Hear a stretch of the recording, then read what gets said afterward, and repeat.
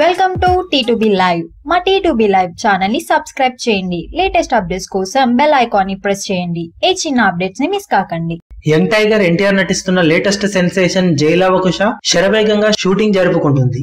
కాగా ఈ సినిమా మొదట్లో ఆగస్టు 11న, తర్వాత సెప్టెంబర్ మొదటి వారంలో, ఆ తర్వాత సెప్టెంబర్ లో వచ్చే దసరా కానుకగా రిలీజ్ చేయాలి అనుకోని కారణాల వల్ల ఈ సినిమా ఇప్పుడు ప్రీపోన్ అవ్వాల్సి వచ్చింది. దానికి కారణం ఇతర పెద్ద సినిమాలు వరుసపెట్టి దసరాను టార్గెట్ చేసి రిలీజ్ డేట్ ని అనౌన్స్ చేయడంతో ఆ సినిమాలకు జైలవకుశ సినిమాకు మధ్య గ్యాప్ తక్కువగా ఉండటంతో ఇది కలెక్షన్లు సాలిడ్ గా ఉండడానికి ఏమాత్రం ఉపయోగపడదు కాబట్టి సినిమాను అనుకోకుండా ప్రీపోన్ చేయాల్సి వచ్చింది.